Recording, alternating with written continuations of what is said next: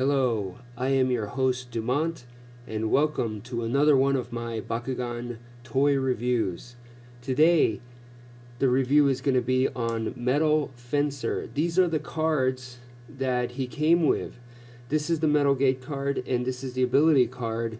The ability card is actually a Metal Fencer, I guess it's a character card, so that's pretty cool. This card is very interesting because it basically allows you to, instead of changing the attribute of your own Bakugan the way a trap is supposed to do, it allows you to change the attribute of your opponent's Bakugan. So it's almost like a reverse trap. If there is such a thing, then this card gives you that ability. So it's very interesting. So let's move on to the toy review. As you can see, it's supposed to be an octagon, but to me it looks much more like, it reminds me of a cube, like Zoak. But you know, I guess he's supposed to be an octagon. You saw the pyre symbol there. On the two sides he has this hole right there. I guess, I don't think it does anything. And you know, just very basic, simple design.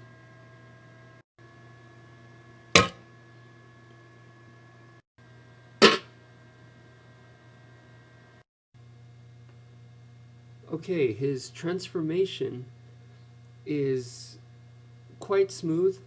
It's not the smoothest that I've seen, but it's not bad. Definitely not very one of those complicated, difficult to close. It's not like that, but it's also not the smoothest. To me, he looks like a cross between a spider and a scorpion. The scorpion, obviously, because of the tail. He has multiple eyes, and the legs kind of look like a spider, and you definitely don't see any scissors. So you know, that's why I say it looks like a cross between the two. He basically forms, since mine is a Pyrus, he forms like this big giant red X, and he's really big. Someone mentioned to me that he covers the card, and they're very right, because he does. He does open up quite wide. I'm actually hoping that this is going to be my last trap that I purchase.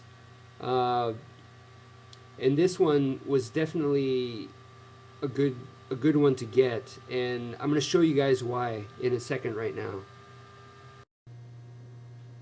Now, I've said to you guys before that I am not interested in completing a Maxus Helios, but the really good thing about getting a Metal Fencer was, as you can see, he does attach to Helios like this, and